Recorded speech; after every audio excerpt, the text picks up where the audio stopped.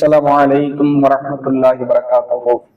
அன்பும் அருளும் மிக்க ஏக இறைவனின் அடியார்களே, அன்பார்ந்த சகோதர சகோதரிகளே, பெரியவர்களே, தாய்மார்களே, அல்லாஹ்வினுடைய பேரருளால் இந்த ரமலான் மாதத்தினுடைய இறுதி 10 நாட்களில் இறை வழிபாட்டில் ஈடுபட்டவர்களாக இங்கு நாம் ஒன்று குழுமியிருக்கிறோம். இந்த நேரத்தில் நரகத்திற்கு அஞ்சு கொள்ளுங்கள் என்னும் தலைப்பின் கீழ் நரகம் தொடர்பாக அல்லாஹும் அல்லாஹ்வினுடைய தூதர் அன்னலம் பெருமகனார் நபிகள் நாயகம் ஸல்லல்லாஹு அலைஹி வஸல்லம் அவர்களும் நமக்கு எடுத்து கூறிய பல செய்திகளை நாம் பார்த்து வருகிறோம். அதில் நேற்றைய தினம் நரகத்தினுடைய தன்மைகள் தொடர்பாக நரகம் எப்படி இருக்கும் என்பது பற்றிய பல தகவல்களை நாம் பார்த்தோம். இன்றைய தினம் அந்த நரகத்திற்கு மனிதர்கள் செல்வது தொடர்பான செய்திகளை நாம் பார்க்க இருக்கிறோம். இதற்கு முன்பாகவே மறுமை நாள் பற்றி நாம் பேசும்போது விசாரணை எல்லாம் முடிந்ததற்கு பிறகு பல மக்கள் நரகத்தில் தள்ளப்படுவார்கள் என்பதை பார்த்தோம். யாரெல்லாம் அல்லாஹ்விற்கு இணை வைத்தவர்களாக அல்லாதவர்களை வணங்கியவர்களாக இருந்தார்களோ அவர்களெல்லாம் நரகத்தில் தள்ளப்படுவார்கள். இன்னும் பாவிகள், அநியாயக்காரர்கள், இவர்கள் அனைவரும் நரகத்தில் தள்ளப்படுவார்கள் என்பதை பார்த்தோம். அதில் அல்லாஹ்வுடைய தூதர் அவர்கள் சொல்லக்கூடிய மற்றொரு செய்தியை நாம் பார்க்கலாம். இப்படி எல்லா மக்களும் அல்லாதவர்களை வணங்கிய இறைவனுக்கு இணை கற்பித்த காபிர்கள் எல்லாம் நரகத்தில் தள்ளப்பட்டதற்கு பிறகு சில பேர் எஞ்சி இருப்பார்களாம். காபிர்கள் நரகத்திற்கு சென்றதற்கு பிறகு இவங்க இருப்பாங்க, அதுல வேதக்காரர்கள் இருப்பாங்க, பாவிகள் இருப்பாங்க. இப்ப அல்லாஹ் அதில் யூதர்களை விசாரிக்கிறான், யூதர்களிடத்தில் கேள்வி கேட்கிறாங்க, நீங்க யாரை வணங்கி கொண்டிருந்தீர்கள்? அதற்கு அவர்கள் சொல்வார்கள், நாங்கள் அல்லாஹ்வினுடைய மகனான உசைரை வணங்கி கொண்டிருந்தோம், அல்லாஹ்வுடைய மகனான உசைரை வணங்கி கொண்டிருந்தோம். விளங்க மாட்டதோ பயான்? அப்ப உடனே என்ன செய்வான்னா, அல்லாஹ்வுக்கு மனைவியும் இல்லை, பிள்ளையும் இல்லை, அப்படி இருக்கும் அல்லாஹ்வுடைய பிள்ளை என்று நீங்க எப்படி சொல்லுவீங்க? நீங்க பொய் உரைக்கிறீர்கள் என்று அல்லாஹ் சொல்லிவிடுவாங்க. இப்போ உங்களுக்கு என்ன வேணும் அப்படின்னு அல்லாஹ் கேட்பானா? இப்போ எங்களுக்கு குடிக்கிறதுக்கு கொஞ்சம் பானம், தண்ணீர் வேணும், அந்த இடத்துக்கு எங்களை அழைச்சிட்டு போறதுக்கு ஏதாவது ஏற்பாடு என்று சொல்லும்போது, நீங்க அங்கெல்லாம் போக வேண்டாம், நீங்க போக வேண்டிய இடம் வேற என்று நரகத்தின் பக்கம் அழைச்சிட்டு போயிடுவாங்களாம். இதே போல கிறிஸ்தவர்கள் அவங்கள்ட்டையும் அல்லாஹ் இது மாதிரி கேட்கும்போது, நாங்கள் அல்லாஹ்வுடைய மகன் ஈசாவை வணங்கி கொண்டிருந்தோம், அல்லாஹ்வுக்கு மனைவி பிள்ளை இல்லை, அப்படி இருக்கும்போது மகன் எங்க இருந்து வந்துச்சு? நீங்க போய் சொல்றீங்க, இப்போ உங்களுக்கு என்ன வேணும்? தண்ணி வேணும், தண்ணி இல்லை, நரகத்துக்கு போங்க. இப்படி ஒவ்வொருவரும் என்ன செய்வாங்கன்னா நரகத்துக்கு போவாங்க. நரகத்திற்கு அதிகமான மக்கள் கொண்டு செல்லப்படுவார்கள். நிறைய செய்திகள் சொல்லப்பட்டிருக்கு யாரெல்லாம் நரகத்துக்கு போவாங்க என்பது தொடர்பாக. இப்ப அந்த நரகத்துக்கு போகிறதுக்கு அவங்க அழைச்சி செல்லப்படக்கூடிய நிகழ்வை பற்றி அல்லாஹ் சொல்லி காட்டுகிறான். 69வது அத்தியாயம் 30வது வசனம். அதில் பாவிகளுடைய நிலையை பற்றி அல்லாஹ் சொல்லும்போது, அவனை பிடியுங்கள். அந்த நேரத்தில் அல்லாஹ் சொல்ற வாசகம் நாம சும்மா இப்போ நார்மலா சொல்றோம். அந்த நேரத்தில் அல்லாஹ்வுடைய கடுமை, கொடூரம், அந்த நேரத்தில் அல்லாஹ் சொல்லக்கூடிய கர்ஜனை அதெல்லாம் கொடூரமாக இருக்கும். அவனை பிடியுங்கள், சும்மல் ஜஹீம சல்லு, அவனை நீங்கள் நரகத்தில் தள்ளுங்கள், அந்த கொடூரம் நிறைந்த நரகத்தில் அவனை நீங்கள் தள்ளுங்கள். அடுத்ததாக அல்லாஹ் சொல்லி காட்டுகிறான், சும்ம ஃபீ சில்சிலத்தின் தரூஹா சபூன திராஅன் ஃபஸ்லு, நீங்க அவன் மீது சங்கிலிகளை, அவன் அப்படியே கைதிகளை போல அவன் மேல சங்கிலியை போட்டு அரஸ்ட் பண்ணிட்டு போகும்போது கையில தான் சங்கிலி போடுவாங்க. ஆனா இங்க அல்லாஹ் என்ன சொல்றான்னா, நீங்கள் அவன் மேனியில், அவன் முழுவதும் சங்கிலிகளால் பிணைக்கப்பட்ட நிலையில் 70 முழம் கொண்ட சங்கிலிகளால் அவனை பிடித்து நரகத்தில் தள்ளுங்கள், இப்படி அல்லாஹ் சொல்லுவானா. அப்ப அவன் அரசு பண்ணிட்டு போறது எப்படி இருக்குன்னா, சங்கிலியால் பிணைக்கப்பட்ட அவனுக்கு கைதிங்கிற தோற்றத்தை கொண்டு வந்துடணும். கையோட அப்படியே விலங்கு போட்டு கொண்டு போமா இல்லையா? அந்த மாதிரி இவன் கைதி, அவனை சங்கிலிகளால் பிணைக்கப்பட்டு நரகத்தில் அவனை தூக்கி எறிங்க என்று அல்லாஹ் சொல்லுவானா. இந்த வசனத்தை அது போன்ற அல்லாஹ் சொல்றதை பார்க்கிறோம். இப்ப இந்த நேரத்துல அவங்க அல்லாஹ்வை நம்பாம இருந்தாங்க. அது காரணம் என்னென்ன காரணங்கிற தொடர்ச்சியா வருது, அது இன்ஷால்லா பின்னாடி பார்ப்போம். இப்ப இந்த நேரத்துல நரகத்துல ஒவ்வொரு ஆளா தள்ளப்படுவாங்களா? நரகத்துக்கு ஏற்கனவே வாசல்கள் இருக்கும் என்று சொன்னோம். அந்த வாசல்கள் வழியாக இவங்க ஒவ்வொரு ஆளும் கொண்டு வரப்படுவாங்க. அப்ப அந்த நேரத்துல வானவர்கள் என்ன செய்வாங்கன்னா இவங்கள்ட்ட கேள்வி கேட்பாங்களாம், இது தொடர்பாக அல்லாஹ் சொல்லும்போது 39வது அத்தியாயம் 71வது வசனம், அதுல வந்து அல்லாஹ் சொல்லி காட்டுகிறான்.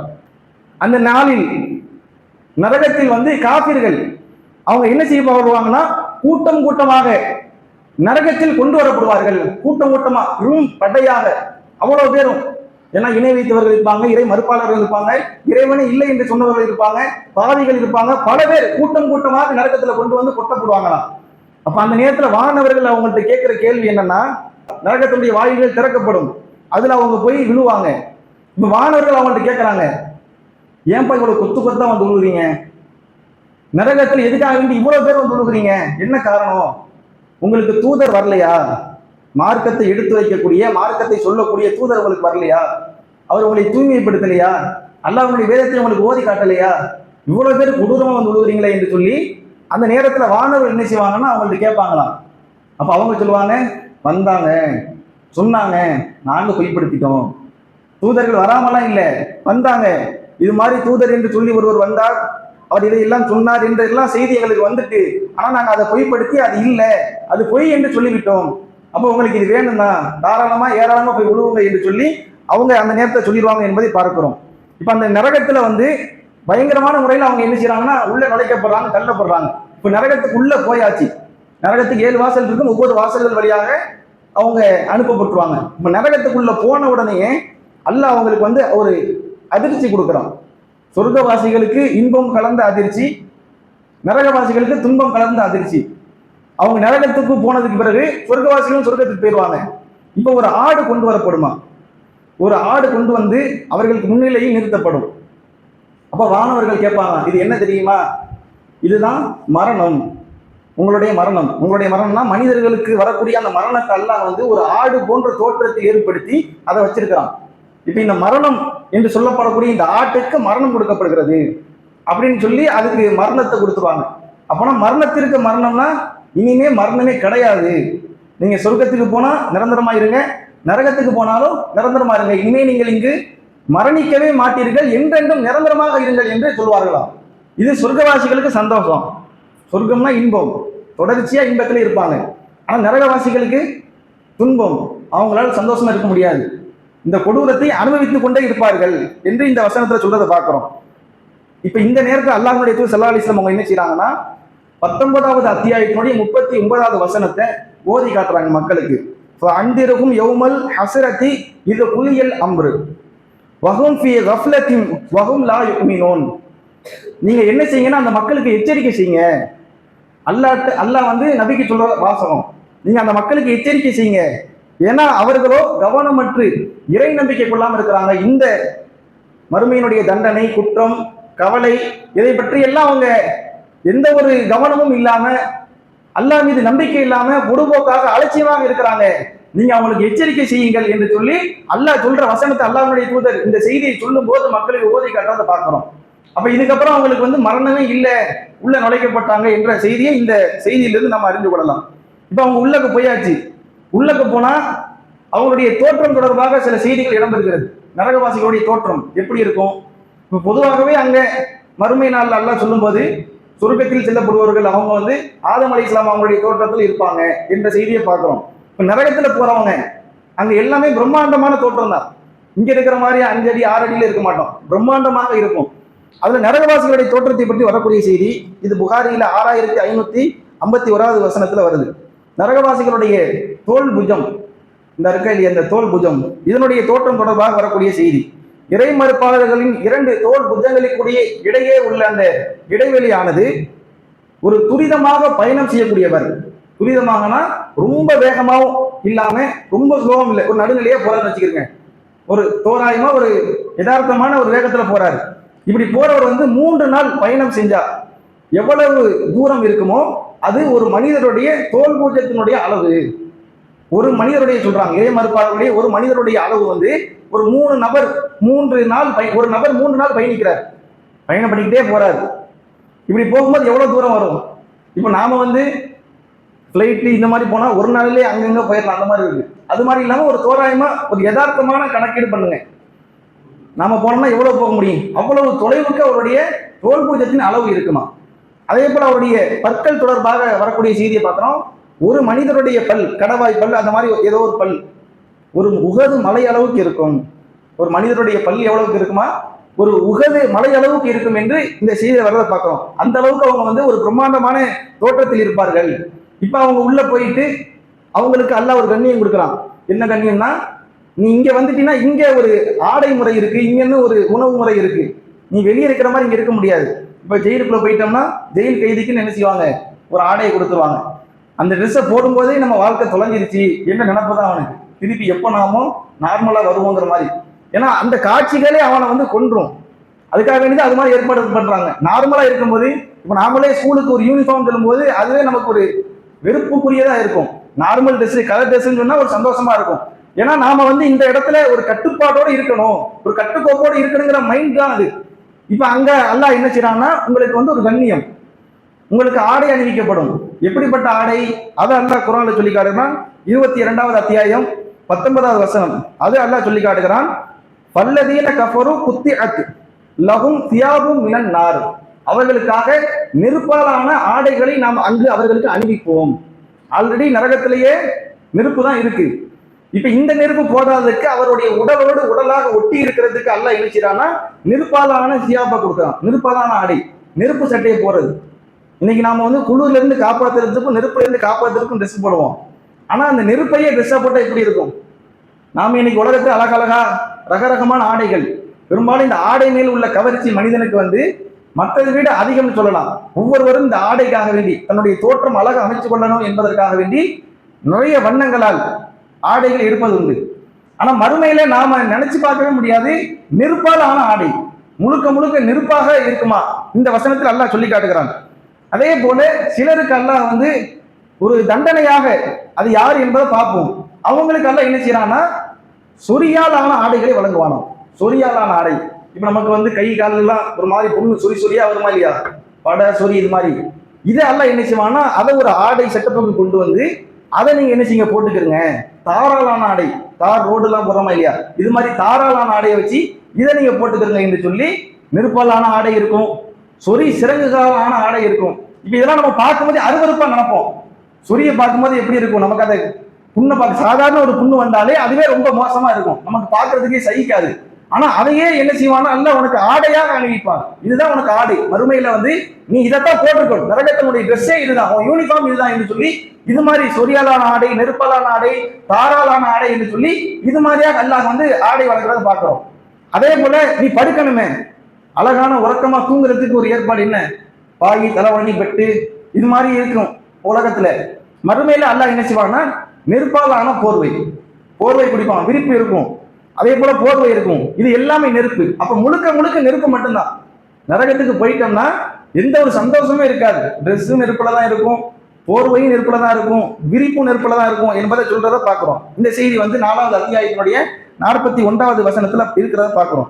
அப்ப இது மாதிரி அல்லாஹ் வந்து நம்முடைய முழுக்க முழுக்க சித்திரவதையிலே சித்திரவதையாக புரட்டி புரட்டி எடுக்கக்கூடியதை பார்க்கிறோம். முழுமை நரகம் என்று சொன்னால் அது வந்து நமக்கு முழுக்க முழுக்க தண்டனையாகத்தான் இருக்கும். இதை வந்து ஒவ்வொன்றையும் நாம வந்து கொஞ்சம் ஒரு ஆழமாக சிந்திச்சு பார்க்கணும். இப்ப நம்ம வந்து மறுமை நாள்ல எல்லாருக்கும் முன்னிலையிலே இருக்கிறோம், கண்ணியமா கௌரவமா இருக்கிறோம். இப்ப அல்லாஹ் என்ன செய்யறான்னா அவனை பிடிச்சி அவனை சங்கிலியால கட்டி தரம் இழுத்துட்டு போங்க அப்படின்னு சொல்றான். இப்ப இது நாம உலகத்துல விரும்புவோமா? 4 பேருக்கு முன்னாடி நான் தப்பு பண்ணாலும் நீ என்னை அரெஸ்ட் பண்ணும்போது ஒரு தைரியமா அரெஸ்ட் பண்ணி நினைப்போம். தப்பு பண்ணாலும் என்னை நீ கண்டிக்கிறியா, எல்லாருக்கும் முன்னிலையில கண்டிக்காத, தனியா வந்து சொல்லி காட்டுங்க அப்படித்தானே சொல்லுவோம். எல்லாருக்கும் முன்னிலையே நீங்க சொல்லி காட்டாதீங்க, தனியா சொல்லி காட்டுங்க. ஆனா அல்லாஹ் மறுமையில் என்ன செய்வான்னா தனியா சொல்லி காட்ட மாட்டான், எல்லாருக்கும் முன்னிலையெல்லாம் அவன் நீ பிடிங்க, அவனுக்கு விலங்கிடுங்க, நரகத்துல கொண்டு போய் அவனை வீசுங்க என்று இப்படி சொல்லுவானா. அப்ப இதை வந்து நம்ம உலகத்துல விருப்பம். இப்படி யாராவது ஒரு ஆள் சுட்டி காமிச்சிட்டாங்கன்னா அவர் நல்லதே சொன்னாலும் நம்ம ஏத்துக்கிற மாட்டோம். 4 பேருக்கு முன்னாடி 4 பேரை வச்சுக்கிட்டு நம்ம மேல உள்ள தப்ப குறைய குற்றத்தை நோண்டி அதை எடுத்து சொன்னா ஏத்துக்கிற மாட்டோம். ஆனா அல்லாஹ் என்ன செய்யறான்னா மறுமையில இப்படித்தான் உன்னை விசாரிப்போம், 4 பேருக்கு முன்னாடி தான் உனக்கு தண்டனை கொடுப்போம் என்று சொல்லி இப்படி அல்லாஹ் சொல்றதை பார்க்கிறோம். இப்ப நரகத்துக்கு நம்ம போகும்போது அங்க போறதே நமக்கு கஷ்டம் தான். போகும்போது 10வது வானவர்களை என்ன செய்வாங்க, நின்று என்னப்பா உனக்கு நரகம் இருக்கா, போங்க போங்க போய் நரகத்தை அனுபவிங்க அப்படின்னு அவங்க சொல்லும் போதே நம்முடைய நம்ம மனசை நோக்கடிச்சு நமக்கு வேதனை கொடுத்து இது மாதிரியா அனுப்புவாங்க. அப்ப இதெல்லாம் ஒவ்வொன்றையும் நாம வந்து அந்த அந்த செய்தியை ரொம்ப ஆழமா பார்க்கும்போது நமக்கு அது ரொம்ப கஷ்டமா, ரொம்ப நெருக்கடியா, இந்த தலைப்பு இந்த குறிப்பு எடுக்கும் போதே ஒரு பயமாவே இருக்கு. என்னடா இது, இது பேசுறதுக்கே மனசு ரொம்ப கஷ்டமா இருக்கு. எப்படி இதை நினைக்கும் போதே கவலைக்குரியதா இருக்கு. ஆனா இதெல்லாம் நாம உணராம இருக்கிறோம். அதனாலதான் அல்லாஹ் வந்து நபிகிட்ட சொல்லும் போது இந்த மாதிரிலாம் வேதனை இருக்கு, ஆனா அவங்க அதை கவனம் மட்டும் இருக்கிறாங்க, அதை அவங்க கவலைக்குரியதா நினைக்காம இருக்கிறாங்க, நம்பிக்கை கொள்ளாம இருக்கிறாங்க. எனவே நபியை நீங்க அவங்களுக்கு எடுத்து சொல்லுங்க, அவங்கள்ட்ட நீங்க போய் சொல்லுங்க, அவங்களுக்கு இந்த விவரம் தெரியல, அவங்க வந்து பாவம் செய்யணுங்கிற அடிப்படையில் இல்லை, சிலர் அப்படி இருக்கலாம், ஆனா நிறைய மக்களுக்கு அந்த விவரம் தெரியல, அதை பத்தின புரிதல் இல்லை. அதனாலதான் இவன் என்ன செய்வானா, மறுமையில நரகத்துக்கு போனதுக்கு அப்புறம் இவன் சொல்ற வார்த்தை, இறைவா நாங்க பார்த்துட்டோம், இறைவா நாங்க கேட்டுட்டோம், எங்களுக்கு எல்லாம் தெரிஞ்சு போச்சு, இதெல்லாம் இல்லைன்னு நினைச்சிட்டு இருந்தோம், ஆனா எல்லாமே இருக்கு, தயவு செஞ்சு எங்களை உலகத்துக்கு திருப்பி அனுப்பிடியாங்களா, எங்களை இங்க வச்சுக்காத, திருப்பி அனுப்பு, நீ அனுப்புனதுக்கு அப்புறம் என்னைய பாரு, நீ ரொம்பலாம் இல்லை, கொஞ்ச நாள் அனுப்பிட்டு என்னை பாரு, நான் எப்படி நல்ல பிள்ளையா இருக்கிறேன்னு பாரு என்று அல்லாஹ்ட்ட கெஞ்சுவானா, கதறுவானா. ஆனா அல்லாஹ் வந்து அப்ப வாய்ப்பு கொடுக்க மாட்டான். அதனாலதான் ரசூலுல்லாஹ்ட்ட அல்லாஹ் சொல்றான், நீங்க அவங்களுக்கு எச்சரிக்கை செய்யுங்க, இதை பத்தி சொல்லுங்க, அவங்களுக்கு புரியல, நம்ம என்ன சொல்றோம்ங்கிறது புரியல, ஏதோ இது விளையாட்டுக்கு சொல்றோம்னு நினைச்சுக்கிட்டு இருக்காங்க, இந்த துன்பம், இந்த வேதனை, இந்த கஷ்டம் எல்லாம் அவங்களுக்கு விளையாட்டுக்கு சொல்றோம்னு நினைக்கிறாங்க. இது ரொம்ப சீரியஸான மேட்ரு, இது ரொம்ப கவலைக்குரிய விஷயம், இது நீங்க எப்படியாவது அவங்களுக்கு எடுத்து சொல்லுங்க. அதனாலதான் ரசூலுல்லாஹ் என்ன செஞ்சாங்கன்னா, கடுமையான முறையில இந்த மக்களுக்கு மார்க்கத்தை சொல்லிக் கொண்டே இருந்தாங்க. எந்த அளவுக்கு சொல்றாங்கன்னா, அல்லாஹ் குர்ஆன்ல சொல்லி காட்டுறா, நபியே நீங்க இதை அவங்களுக்கு எடுத்து சொல்லி கடைசியில உங்களையே நீங்கள் மாய்த்துக் கொள்வீர்கள் போலியே, அதை மக்கள் ஏத்துக்கலைனால ரொம்ப கவலைக்காகி இவங்க உயிரே போயிடும் போல அந்த அளவுக்கு ரசூலுல்லாஹ் சொல்றாங்க. ஏன்னா என் மக்கள் நரகத்துக்கு போயிடக்கூடாது, அவங்க தண்டனை அனுபவிச்சிடக்கூடாது, அவங்க நரகத்தினுடைய வேதனை தாங்க முடியாது, அதை பத்திய புரிதல் இல்லாம இருக்கிறாங்க என்று சொல்லி அல்லாஹ்வுடைய தூதர் கடுமையான முறையில மக்களுக்கு மார்க்க பிரச்சாரம் செஞ்சாங்க. என்ன பிரச்சனை வந்தாலும் சரி அதெல்லாம் பொருட்படுத்தாம மக்களுக்காக வந்து மார்க்கத்தை முன்னிறுத்தி சொன்னாங்க. அப்ப இவ்வளவு செய்திகள் நமக்கு சொல்லப்பட்டு நாம வந்து எந்த அடிப்படையில் புறக்கணிக்கிறோம்? நரகத்தினுடைய வேதனைகள்ல ரசூலுல்லாஹ் வந்து இருக்கிறதுல ரொம்ப லேசான வேதனை சொல்றாங்க. இதுதான் நரகத்துடைய வேதனையிலே குறைஞ்சபட்சம், ரொம்ப இல்லை, ஜாஸ்தி இல்லை, ரொம்ப லாஸ்ட் அடிமட்டத்தில் உள்ளது. என்ன வேதனை?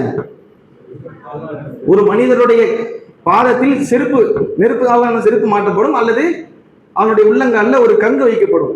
இதை ரசூலுல்லாஹ் வந்து சொல்றாங்க, ஒரு மனிதருக்கு வந்து அவருடைய பாதத்தில் கங்கு வைக்கப்படும். அந்த ஓர பகுதியில கூட கொஞ்சம் கால் தாங்க சோட்டை, நடுப்பகுதி தாங்காது. இப்ப அந்த இடத்துல தான் அண்ணன் நெருப்பு வைக்கிறான்.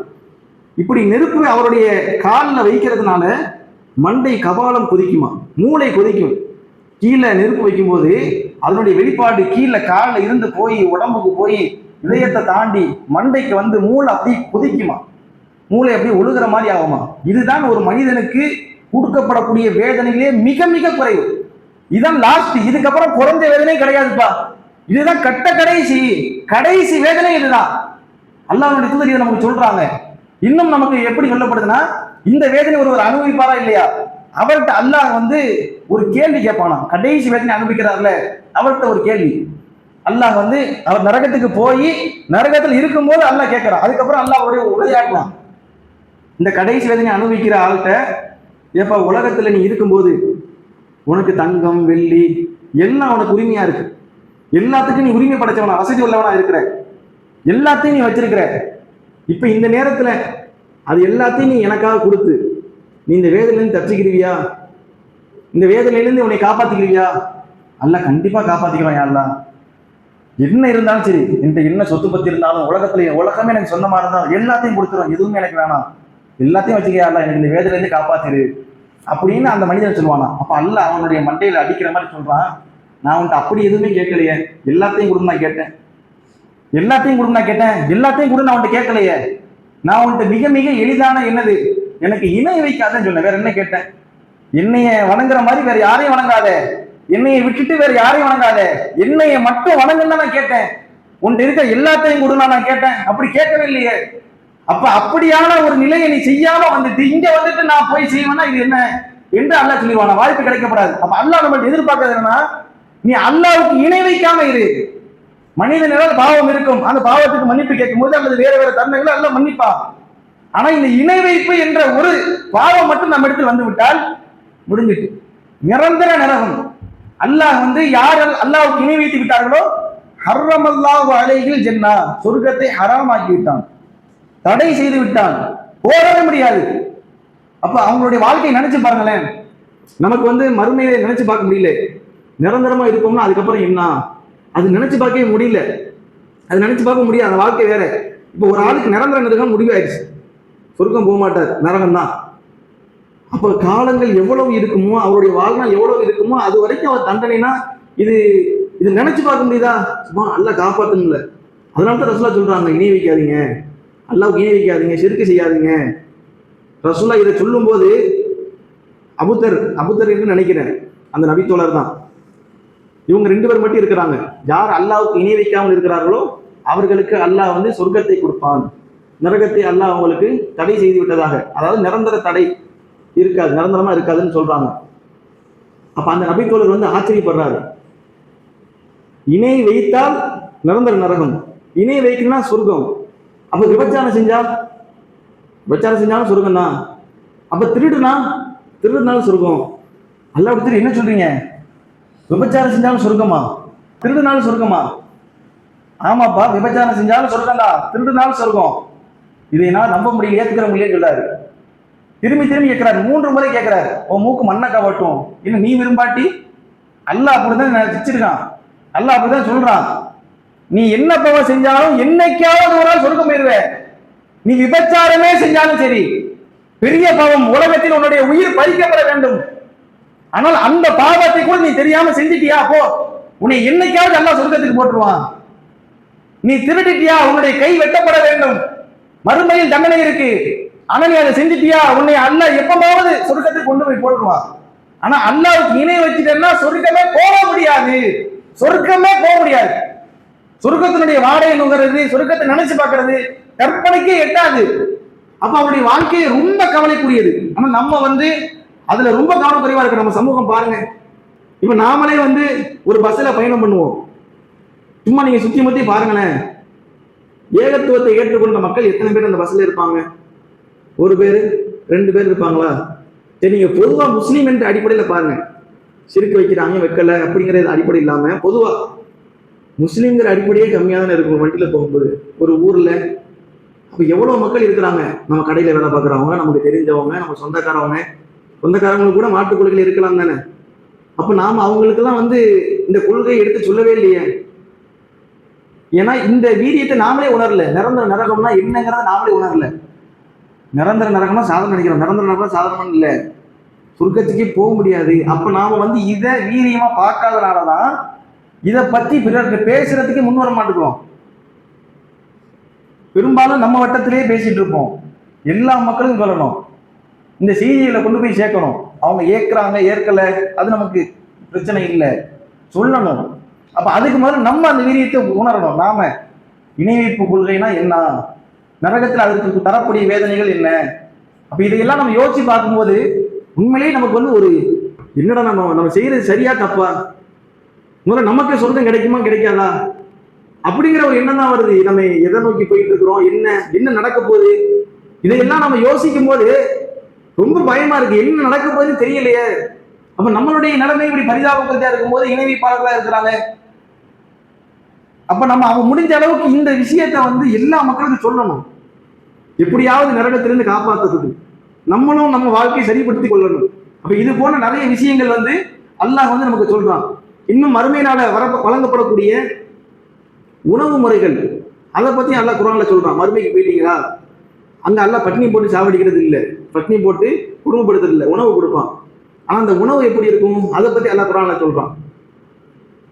உணவு, பானம், தண்ணீர் இது எல்லாமே இருக்குமா. அதுல சக்கூம் என்று சொல்லக்கூடிய ஒரு மரம் குர்ஆன் அல்லாஹ் சொல்லி காட்டுகிறான். சக்கூம். இப்ப இந்த சக்கூம் மரத்தினுடைய அதிலிருந்து வரக்கூடிய நாம சாப்பிடக்கூடிய உணவு, இதை பத்தி ரசூலா சொல்றாங்க. இதுல இருந்து ஒரு துளி, ஒரே ஒரு துளி இந்த பூமியில விழுந்துச்சுன்னா பூமியே நாசமா போயிடும், இதை சொல்லிட்டு ரசூலா சொல்றாங்க. பூமியில விழுந்தா பூமி நாசமா போயிடும், இதை சாப்பிட்ற மனிதனுடைய என்ன ஆகும்? அங்க நமக்கு தரக்கூடிய அந்த மரத்தின் இருந்து வரக்கூடிய உணவை நம்ம சாப்பிட்டோம்னா நம்ம நிலைமை என்ன ஆகும் என்று ரசூலா கேட்கிறாங்க. இது போல கொதிநீர் வழங்கப்படும், சீலு, சலம், சலத்தெல்லாம் சாப்பிட்றதுக்கு நம்ம முன்னுருவோமா? கொஞ்சோன்னு கையில் காலில் பொண்ணுலேருந்து சலம் அடியுது, அதை பார்க்கறதுக்கே அருவருப்பா, என்னடா இது இப்படி இருக்குன்னு நினைப்போம். அதை கையில் இருக்கும்போது அதை வாயில வச்சு சுவைச்சு பார்ப்போமா? எடுத்து தொட்டு பார்ப்போமா? நம்ம உடல்ல இருந்து வர்றதை நாம இப்படி பார்க்குறோம். ஆனா மறுமை நாள்ல இதைத்தான் நல்ல உணவாக கொடுப்பான், பானமா கொடுப்பான். ஒரு கோப்பையில, ஒரு சட்டியில, ஒரு டம்ளர்ல, கோலையில இது மாதிரியா சீலு, சலம், கொதிநீர் இதெல்லாம் கொண்டு வந்துட்டு இந்தாங்கப்பா குடிங்க. எப்படி குடிக்க முடியும்? குடிக்க முடியாதுன்னு சொல்ல முடியுமா? சொல்ல முடியாது. கட்டாயப்படுத்தி குடிக்க வைக்கப்படுவோம். குடிச்சோம்னா உள்ள இறங்குமா? உள்ள இறங்காது. கொதிநீர், நாளைக்கு இது தொடர்பான விவரங்களை இன்னும் டீப்பா பார்ப்போம். அப்ப இதெல்லாம் எப்படி அந்த நரகத்தினுடைய செட்டப் எல்லாம் அமைச்சிருக்கிறான் என்பதை பாருங்க. இன்னும் நிறைய செய்திகளை பார்க்கும்போது நாம இது தொடர்பா இன்னும் விழிப்புணர்வு பெறணும். நரகம் அப்படின்னா ஒரு சாதாரணமானது இல்லை அப்படிங்கிறது நமக்கு தெரியும். சுட சுட தண்ணீரை கொண்டு வந்துடுவாங்களாம். சுட சுட தண்ணி, கொதிநீர். அவரை நிக்க வச்சுட்டு அவர் தலையில ஊற்றுவாங்களாம். சுட சுட கொதிநீரை வச்சு அவருடைய தலையில ஊற்றுவாங்களாம். நாம் இன்னைக்கு வெது வெதுப்பாக தான் விரும்புவோம், சூடு தண்ணியை கூட விரும்ப மாட்டோம். எல்லாரும் நம்ம கொஞ்சம் தண்ணி சூடா இருக்குன்னு நினைப்போம், சூடா விரும்ப மாட்டோம். வெது வெதுப்பு, ரொம்ப சூடா இருக்கக்கூடாது, கூலிங்காகவும் இருக்கக்கூடாது, நடுநிலையா இருக்கணும். கொஞ்சம் சூடா இருந்துச்சுன்னா குடிக்க முடியுமா? குளிக்க தான் முடியுமா? வெந்து போயிடும். அல்லாஹ் என்ன செய்யறானா, இதை ஒரு தண்டனையா, இது ஒரு முறை படுறது இல்லை, கலப்படுறது இல்லை, இது நிகழ்ந்து கொண்டே இருக்கும். அவரை பிடிச்சி உட்கார வச்சு அல்லது நிக்க வச்சு அவருக்கு மேல என்ன செய்வானா, அல்லாஹ் கொதிநீரை தூக்கி அவருடைய தலையில ஊத்தி, இதனால தண்டனை. அப்ப இவ்வளவு கொடுமைகள். சில செய்திகள்ல ஒவ்வொரு ஆளுக்கும் தனித்தனியான தண்டனைகள். என்ன என்ன ஜக்காத்து கொடுக்கலன்னா அவங்களுக்கு எப்படி தண்டனை, தொழுகலன்னா அப்படி அவங்களுக்கு என்ன தண்டனை, இது மாதிரியான தண்டனைகள் சொல்லப்படுது. அப்ப இதை நினைச்சு பார்க்கறதுக்கே ரொம்ப கவலை. என்னடா இது, நாம சும்மா பேருக்குன்னு முஸ்லீமா, இஸ்லாத்துல இருந்து நானும் முஸ்லீம் தாங்க அப்படின்னு சொல்லிட்டு இருக்கிறோம். உண்மையா இதை உணர்ந்து உலகப்பூர்வமா நம்ம இருக்கிற மாதிரி தெரியல. அப்படி இருந்து நம்ம இதெல்லாம் நமக்கு உண்மையிலே உலகத்தை தரப்படுதுன்னா என்ன செய்வோம்? இந்த தண்டனை, இந்த குற்றத்துக்கு இந்த தண்டனை இப்படின்னு உலகத்துல இன்னைக்கு மரண தண்டனை கொடுக்கறதையே எப்படி பார்க்குறோம்? கொடூரமான தண்டனையா பார்க்குறோம். உயிர் எடுக்கிறது, என்னதான் இருந்தாலும் உயிர் எடுக்கிறது. உயிர் போகாத அந்த மரணம் இல்லையே, மரணிக்க மாட்டோம். இப்ப அல்லாஹ் நமக்கு வேதனையை கொடுக்கலாம். இப்ப நம்முடைய தோல் தான் என்ன செய்யணும்னா அந்த வேதனையை தாங்கக்கூடியதா இருக்கும், உணரக்கூடியதா இருக்கும். இப்ப அதனால என்ன செய்யணும், தோல்லாம் கருகிருமா. அல்லாஹ் அப்போ விடமாட்டானா, தோல் கருகிருச்சா ஒன்றும் பிரச்சனை இல்லை, புதுசா போட்டுருவோம், புது தோலை வச்சு மீண்டும் தண்டனை. புதுசா ஒரு ஆளுக்கு சட்டையை உணவெல்லாம் கொடுத்து அடிக்கிற மாதிரி அல்லாஹ் என்ன செய்யறான், தோலை புதுசா மாத்தி மீண்டும் அவங்களுக்கு தண்டனை கொடுக்குறான். அப்ப நாம இந்த செய்திகள் எல்லாம் வெறுமனே கடந்து போயிடாம இதை உட்கார்ந்து கொஞ்ச நேரம் இந்த மாதிரிலாம் இருக்குதா, இதெல்லாம் உண்மையா, என்ன, எப்ப, எப்படி அப்படின்னு யோசிச்சு நம்மளை சீர்படுத்த வேண்டிய ஒரு நிலைமையில் இருக்கிறோம். அப்ப நாம எந்த ஒரு கட்டத்திலையும் பாவம் செய்யணும்னு நினைக்கிறோமா, ஒரு பாவம் செய்யணும்னு நினைக்கிறோம். அப்ப இந்த செய்திகளை எல்லாம் கண்ணு முன்னாடி ஓட விட்டு அல்லாஹ் இப்பெல்லாம் சொல்லியிருக்கிறான் போயிடக்கூடாது அப்படின்னு நம்ம நினைக்கணும். இந்த செய்திகள்லாம் நமக்கு கண் முன்னாடி வரணும். அதுக்கு நம்ம என்ன செய்யணும், அது மாதிரியான ஒரு கூட்டத்தை நம்ம பக்கத்தை வச்சுக்கிறோம். நம்ம பெரும்பாலும் என்ன செய்வோம், ஒரு ஜாலி வட்டாரத்தை வச்சுக்கிறோம். சந்தோஷம், கலகலப்பு அதுவும் இருக்கணும் தான். அதுக்காண்டி அது மட்டும்தான் அப்படின்னு இல்லை, அதுவும் இருக்கணும். எப்ப தேவையோ அது இருக்கணும். இப்போ ஒரு சஹாபி ஒரு முறை அல்லாஹ் ரசூலுல்லாஹ் மார்க்க செய்திகள், சொர்க்கம், நரகத்தெல்லாம் கேட்டுட்டு வீட்டுக்கு போனோன்னு சந்தோஷமா இருக்கிறாரு. அப்ப அவருக்கு என்ன தோணுதுன்னா, ரசூலுல்லாஹோட இருக்கும்போது ஈமான், இஸ்லாம், சொர்க்கம், நரகம் நம்ம உள்ளம் பண்படுது. வீட்டுக்கு போனா குடும்பம் குட்டின்னு அது கொஞ்சம் மாறி சிந்தனை மாறுது. இப்ப என்ன செய்யறது, ஒருவேளை நம்ம நடிக்கிறோமோ, பொய்யா இருக்கிறோமோ, உண்மையா இல்லையோ அப்படின்னு அவர் யோசிச்சுட்டு நான் நயவஞ்சகனா மாறிட்டேன் அப்படின்னு சொல்லிக்கிட்டு வராரு. அவர் வரும்போது அபூபக்கர் ரலியல்லாஹு அன்ஹு அவங்க இடையில பார்த்துடுறாங்க. பார்த்துட்டு இந்த மாதிரி நான் நயவஞ்சகனா மாறிட்டேன், என்னப்பா சொல்றேன்? ஆமா, நம்ம ரசூலுல்லாஹோட இருக்கும்போது நல்லா சொர்க்கம், இபாதத்து, நன்மைன்னு இருக்கிறோம். ஆனா வீட்டுக்கு போனா சந்தோஷம் வந்துருத, அப்படி இது நடிக்கிறது தானே அப்படின்னு அவங்களும் சொல்றாங்க. அப்ப நானும் நயவஞ்சனா மாறிட்டேன், 2 பேரும் வாங்க ரசூலுல்லாஹ்ட்ட போய் பேசுவோம். ரசூலுல்லாஹ்ட்ட போய் 2 பேரும் கேட்கும்போது அல்லாஹ் சொல்லி இந்த மாதிரி இருக்கு, என்ன செய்யறது? ரசூலுல்லாஹ் சொல்றாங்க, இது யதார்த்தம் தான். நீங்க ஒரு பேச்சுக்கு நீங்க நினைக்கிற மாதிரியா எப்போ சொர்க்கம், நரகம், நன்மை இப்படின்னு இருக்குன்னு நினைச்சா மாணவர்கள் உங்களுக்கு கை குலுக்கிட்டு போவாங்க.